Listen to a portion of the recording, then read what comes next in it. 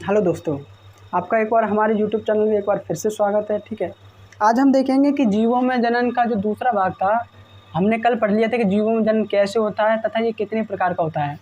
जीवों में जनन हमने देखा था कि अलैंगिक जनन देखा था। ठीक है, अलैंगिक जनन में हमने देखा था कि उसमें काफ़ी उसके जो थे उसमें था द्विविभाजन था। ठीक है, द्विविभाजन था और बहुविखंडन था या बहुविभाजन था, मुकुलन था और रिजर्नेशन था। ठीक है, काफ़ी चीज़ें थी उसमें, यानी कि जो 7 चीज़ें थी और माइक्रो उसको यानी कि जो वो था।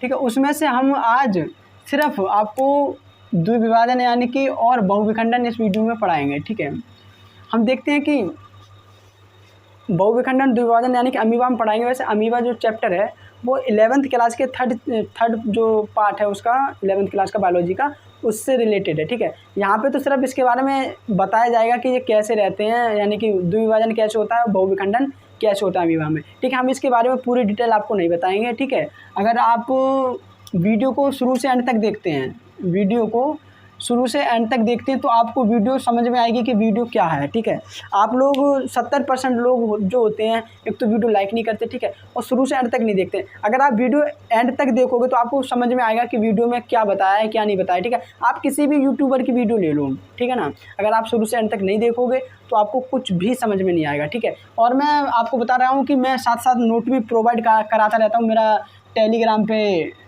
चैनल है, टेलीग्राम पे मेरा यानी कि यूट्यूब का चैनल है। ठीक है, वहाँ पे आप अगर आपको कोई भी वीडियो में कोई बात समझ में नहीं आती या फिर कोई चीज़ ऐसी है जो आपको समझ में नहीं आई है तो आप मुझे टेलीग्राम पे यानी कि चैट कर सकते हैं मुझसे। ठीक है ना, मैं लिंक डिस्क्रिप्शन में दे दूँगा।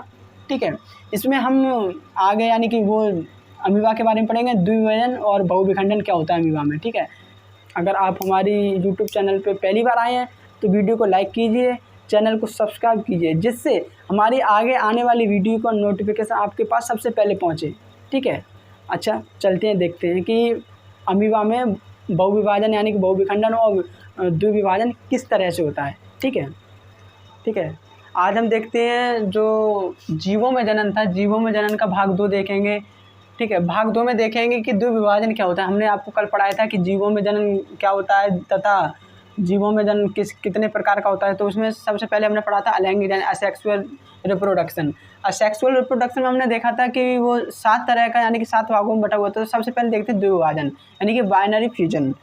इस प्रकार के अलैंगिक जनन में जनक अनुकूल परिस्थिति में 2 समान भागों में विभाजित हो जाता है। किस तरह से होता है ये हम देखेंगे। ठीक है, तो सबसे पहले देखते हैं कि द्विविभाजन होता कैसे। तो ये हम इसमें देखेंगे कि इस प्रकार के अलैंगिक जनन में यानी कि अनुकूल परिस्थिति आने पर ये 2 प्रकार यानी 2 भागों में विभाजित हो जाता है। ठीक है, प्रत्येक भाग से नई संतति का निर्माण होता है, जिसे हम पुत्री कोशिका कहते हैं। आ जाता है कि पुत्री कोशिका किसे कहते हैं। ठीक है, तो जो समान भागों में एक जैसी यानी कि सेम एक जैसी हो जाए उसे बोलते हैं पुत्री कोशिका। ठीक है, फिर इसमें देखते हैं कि समसूत्री विभाजन द्वारा यानी कि ये समसूत्री विभाजन द्वारा होता है। ठीक है, इसमें आगे देखते हैं कि इसमें जनक सदस्य की मृत्यु नहीं होती। इसमें देखते हैं कि जनक सदस्य की मृत्यु नहीं, इसका मतलब यानी कि ये इसकी मृत्यु नहीं होती है जनक के बाद, लेकिन ये दोबारा जनन करने के लिए सक्षम नहीं रहते हैं।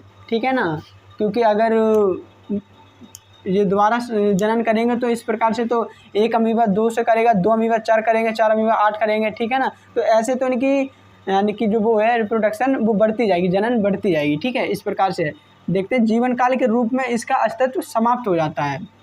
एग्जाम्पल में देखेंगे अमीबा है, जुगलीना है, पैरामीशियम है।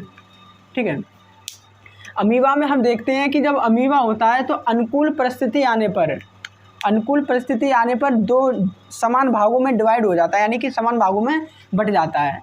ठीक है, जो इसके बीच में अंदर जो इसे बोलते हैं क्रोमेटिन, जो इसके अंदर बड़ा होता है, इसमें क्रोमेटिन में राइबोसोम जो नन्हे नन्हे जो आपको दिख रहे हैं ये और ये, इसे बोलते हैं राइबोसोम।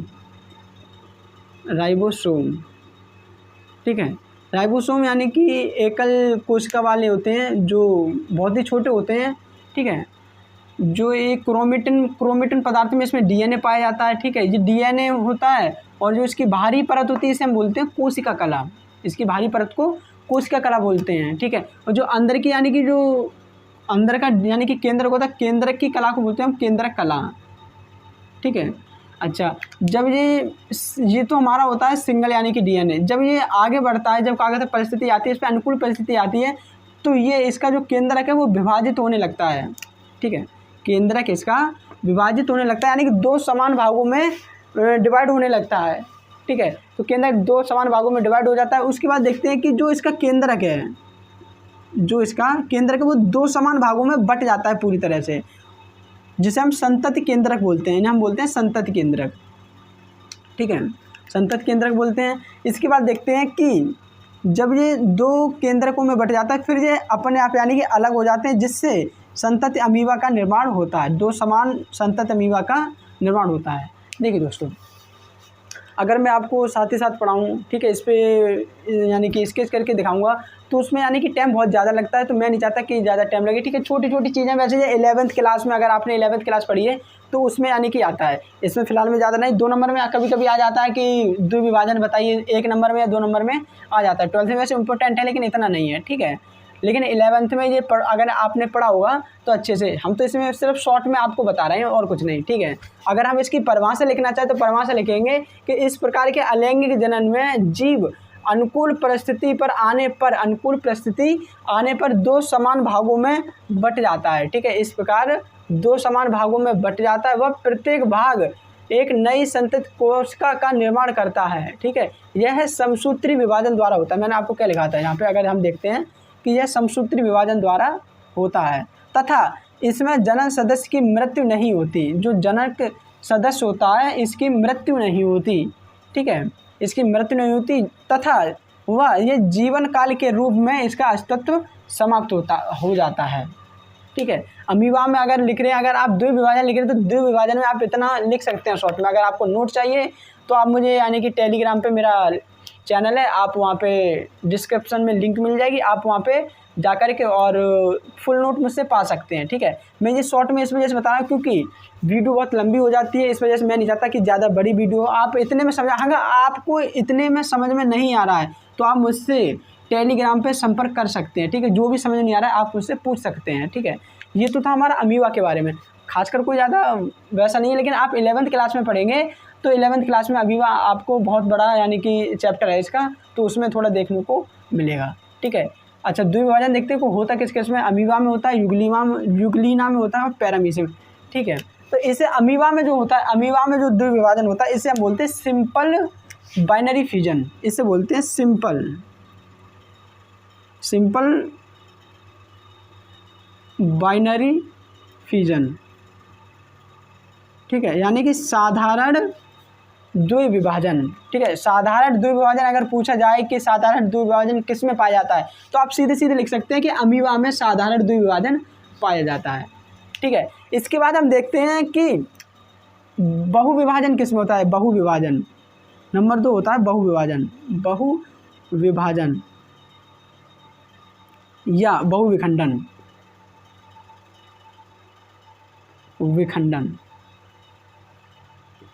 ठीक है, बहुविखंडन में हम देखेंगे अमीबा के बारे में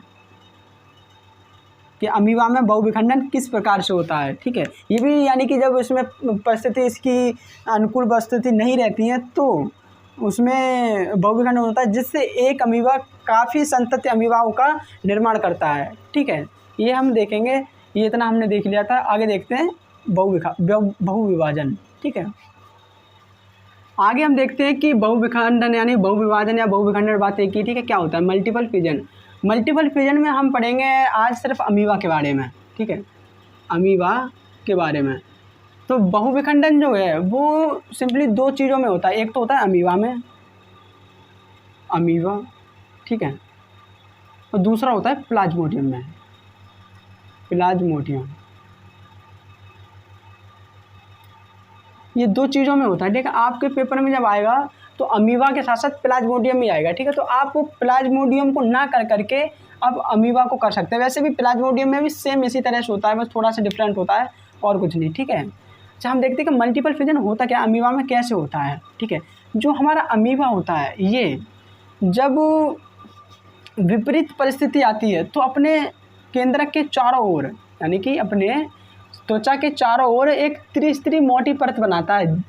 जो सेलुलोज की बनी हुई होती है, ठीक है, ये परत सेलुलोज की बनी होती है, जिससे इसे सुरक्षा प्रदान करती है, विपरीत परिस्थिति में सुरक्षा प्रदान करती है, ठीक है। इसके अंदर कोशिका द्रव्य पाया जाता है, जैसे मैंने द्विविभाजन में पढ़ाया था अमीबा, उसी तरह कोशिका विभाजन पाया जाता है, ठीक है। इसमें क्रोमेटिन पाया जाता है, क्रोमेटिन का सीधा से डीएनए से होता है, ठीक है, डीएनए से, यानी कि इसके अंदर डीएनए, यानी कि डीएनए को हम क्रोमेटिन बोल देते हैं, ठीक है।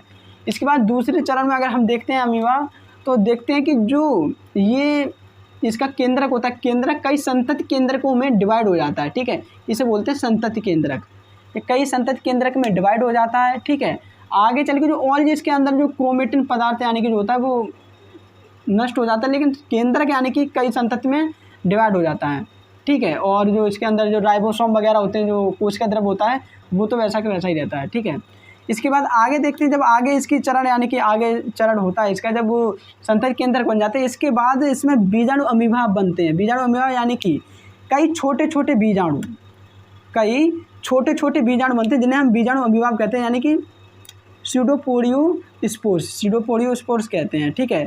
तथा जो चारों तरफ इसकी जो क्रोमेटिन की यानी कि जो सेलुलोज की परत बनी हुई होती है, जो चारों तरफ इसकी सेलुलोज की परत बनी हुई होती है, वो यानी कि टूटने लगती है, ठीक है, टूटने लगती है। इसके बाद ये परत फट जाती, पुटिभवन कहलाती है, ठीक है, जिसके कारण अमीबा बाहर फैल जाते हैं, ठीक है। जब ये फट जाती है तो जिसके कारण अमीबा बाहर फैल जाते हैं। अगर हम अगर परिभाषा यानी डेफिनेशन के तौर पे देखें तो अमीबा एक विपरीत परिस्थिति में कूटपादों का प्रत्याहरण कर लेता है। देखो कूटपाद कहते हैं बेटा, ये होते हैं, ये हमारा कोई अमीबा हो गया, ठीक है, ये हमारे यहाँ कूटपाद, ठीक है। जब बहुविखंडन होता है अमीबा में, तो ये कूटपाद होते हैं, ये अपने एब्जॉर्ब कर लेते हैं, ठीक है। और एब्जॉर्ब करने के बाद अमीबा चारों तरफ अपने त्रिस्तरीय परत बना लेता है, मोटी परत बना लेता है, जो सेलुलोज की बनी होती है, जो इससे सुरक्षा प्रदान करती है, ठीक है। हम अगर आप कहोगे कि सर आप डीएनए में यानी कि इसके बारे में ये नहीं बता रहे कि ये रहता कहाँ पे, देखो वैसे अमीबा सिर्फ 11th में ही बताया गया है, ठीक है, 11th के चैप्टर 3 में ये पूरी तरह से बताया गया है, ठीक है। लेकिन मैं यहाँ पे बस आपको शॉर्ट में पढ़ाया गया है, सिर्फ इतना पूछा जाएगा कि बहुविखंडन और द्विविभाजन ही पूछा जाएगा अमीबा के बारे में, और कुछ नहीं पूछा जाएगा। तो उसी हिसाब से मैं शॉर्ट में आपको पढ़ा रहा हूँ। अगर आपको चाहिए कि इसका रहन सहन क्या होता है, तो ठीक है, ये मीठे जल में रहते हैं, जो मीठे जल होते हैं उसमें रहता है अमीबा, यानी कि जो तालाब हो गया, पोखरे हो गए, नदी झील हो गया, जहाँ पानी भरा हुआ होता है उसमें कीचड़ वगैरह में अमीबा रहता है, ठीक है। ये बहुत ही इतना सूक्ष्म होता है जो नग्न आँखों से नहीं दिखाई पड़ता है, ये इतना सूक्ष्म होता है कि नग्न आँखों से दिखाई नहीं पड़ता है। इसे देखने के लिए हमें जो माइक्रोस्कोप होता है उसकी सहायता लेनी पड़ती है, ठीक है ना। ये तो हमारा अमीबा के बारे में था कि यानी कि बहुविभाजन अमीबा में कैसे होता है, ठीक है। त्रिस्तरीय परत होती है, इसमें त्रिस्तरीय परत यानी कि चढ़ा लेती है, जिसे हम सिस्ट वॉल बोलते हैं, ठीक है, सिस्ट वॉल, त्रिस्तरीय परत बोलते हैं सिस्ट वॉल, ठीक है।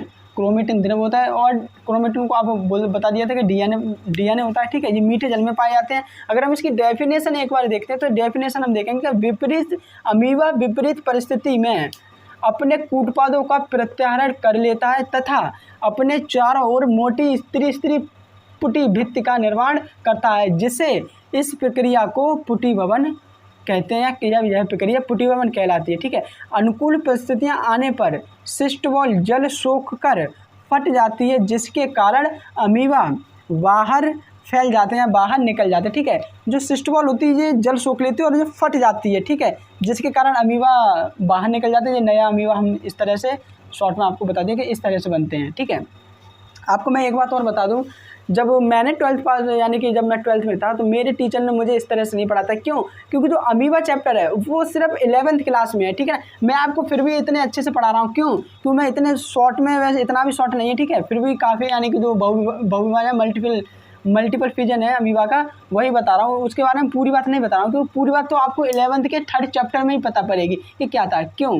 क्योंकि अभी अगर मैं इसको पढ़ाऊँगा ये ज़्यादा नंबर का नहीं आता, ये 1 से 2 नंबर का आता है, ठीक है, 1 से 2 नंबर का आता है। सिर्फ यही पूछा था बहुविभाजन या फिर द्विविभाजन पूछा जाता है अमीबा का, ठीक है, ये 102 नंबर का आता है, ठीक है। हमने ये देख लिया। अगर आपको फिर से एक बार डेफिनेशन देखनी है तो एक बार फिर से हम डेफिनेशन देख सकते हैं कि अमीबा विपरीत परिस्थिति में अपने कूटपादों को प्रत्याहरण कर लेता है। जो कूटपाद होते हैं वो प्रत्याहरण करता है तथा त्रिस्तरीय पुटी भित्ति का निर्माण करता है। ठीक है, इसके अंदर कोमेटिन, कोशिकाद्रव केंद्रक सभी पाए जाते हैं। ठीक है, अनुकूल परिस्थितियां आने पर सिस्ट वॉल जल सोख कर फट जाती है और अमीबा नए बाहर निकल जाते हैं। इस प्रक्रिया को हम क्या बोलते हैं? पुटी भवन। इस प्रक्रिया को बोलते हैं पुटी भवन। ठीक है, ये हो गया हमारा, ये तो हमारा हो गया। ठीक है, इस वीडियो में सिर्फ हम यहीं तक देखेंगे और अगली वीडियो में हम जो हमारा था मुकुलन था, ठीक है, और रिजर्नेशन था, पुनः उद्भवन था। ठीक है, ये चीज़ हम अगली वीडियो में देखेंगे। ठीक है, ये तो हमारा हो गया यहाँ पे। अगर आपको वीडियो अच्छी लगती हो, अगर अच्छी, देखो क्या ना, मैं यूट्यूबर, कोई भी यूट्यूबर से, किसी भी यूट्यूबर की आप वीडियो देखो, अगर शुरू से एंड तक देखोगे तो आपको समझ में आएगा। ठीक है, अन्यथा आपको कुछ भी समझ में नहीं, अरे ऐसे ही पढ़ाते हैं। अरे आप देखोगे शुरू से एंड तक तो आपको अच्छा समझ में आएगा। ठीक है ना, आप वीडियो पूरी देखिए, लाइक कीजिए, सब्सक्राइब कीजिए। ठीक है, अगर आप हमारे चैनल पे पहली बार आए हैं तो वीडियो को सब्सक्राइब कीजिए चैनल को, क्यों? जिससे अगर हम कोई वीडियो नहीं डालते हैं तो आपके पास सबसे पहले पहुँचे। धन्यवाद।